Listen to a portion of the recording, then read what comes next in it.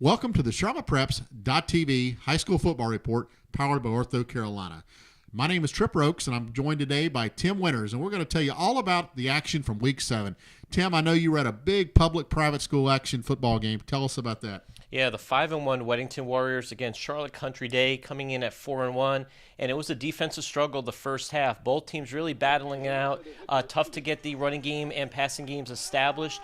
Weddington did come out on top and after the first quarter when Chris Trevison pulled away the touchdown pass from Country Day's defensive back. That put Weddington up 7-0 going into halftime. Country Day struck back in the third quarter with 2 touchdowns. First one, a 25-yard pick six by John Donahue, followed that up by a 12-yard touchdown run by Warren Holland, put Country Day up 17-10.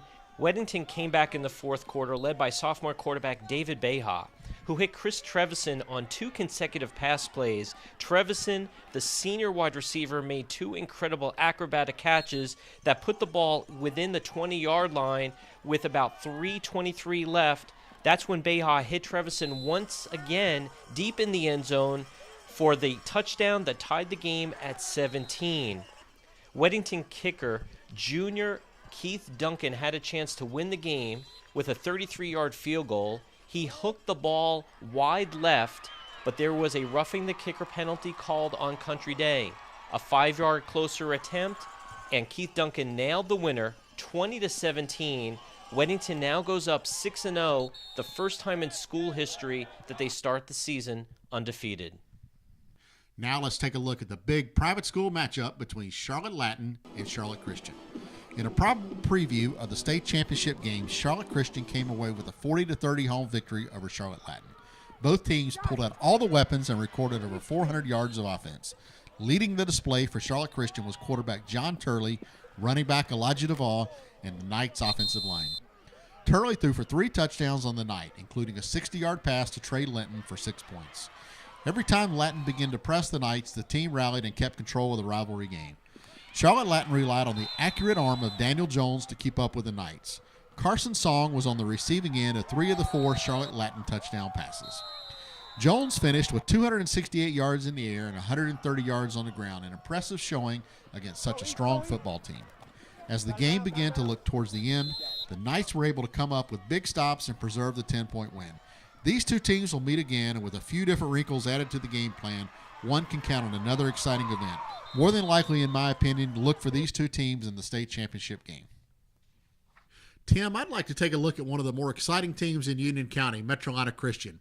I know they had a big game this weekend with High Point Christian. Tell us what happened. Yeah, absolutely. Metrolina came out ahead of this game 35-10. I think a big shout out for this program, Metrolina Christian, led by Coach Thomas Langley. This is one of the best kept secrets in the area. The offense is very potent, scoring over 40.5 points a game, led by junior quarterback Rudd Yerrick, who in my estimation is one of the most talented quarterbacks in the area. He's got the body of a quarterback, he's got a very strong arm, very accurate, and getting a lot of looks from a lot of top recruiters in the Northeast and Southeast.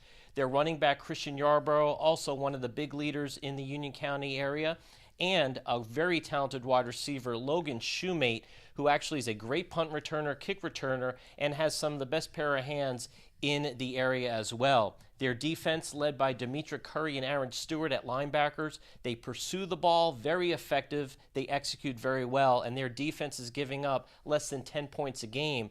A great story out at Metrolina Christian, and Thomas Langley's doing a terrific job with that ball club. That is exciting. I know a lot of people are starting to pay attention to those guys. Another team people are paying attention to is South Meck. Those folks have started to rise back to the prominence with a 41-27 win over Berry on Thursday night for its 5th win of the season against 1 loss. It's been many years since the Sabres found themselves with such an exciting football team. Devin Andrew began the scoring with a short touchdown run for the Sabres, and then all-everything player Stephen Griffin scored his first of 3 touchdowns on the night with a 30-yard touchdown reception to put more points on the board for the Sabres. The Berry Cardinals rallied to within 1 in the third quarter before the Stephen Griffin show came back online.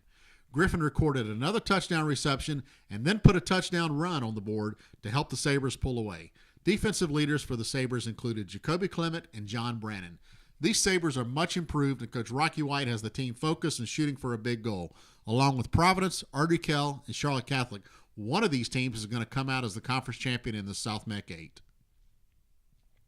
With 7 weeks now complete and in the books, let's turn our attention to the Ortho 8, our ranking of the top 8 teams in the Mecklenburg County and Union County areas. Coming in at number 8, Vance at 5-1, led by Donovan Spencer. This week's top performer, junior running back for Vance, rushed for 405 yards on 30 carries and 4 touchdowns. Number 7, Charlotte Latin at 5-1. Number 6, Charlotte Christian. Coming in at number 5, Charlotte Catholic.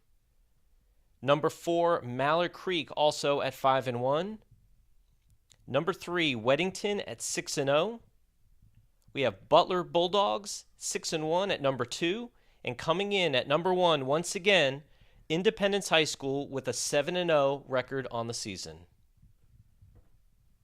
Now looking ahead to Week 8. This is a big week in high school football. The North Carolina-South Carolina Shrine Bowl selections will come out this week.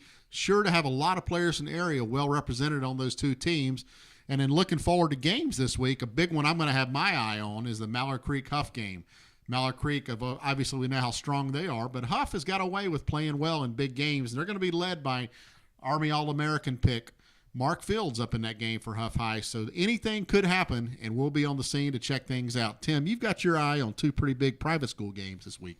Yeah, we have the WFNZ Charlotte Preps High School Football Rivalry Series. We will have Providence Day at Charlotte Latin. And the second game I'll have my eye on will be the Davidson Day Patriots at 6-0, playing Charlotte Country Day at 4-2. You know, that's going to be an exciting game. I know Charlotte Country Day is going to be looking to get right back on track after that tough loss this weekend to Weddington. Now, we encourage you to get out there and check out your local high school and pull for all of the student athletes. Until we see you next week, thanks for tuning in to the CharlottePreps.tv High School Football Report, powered by Ortho Carolina.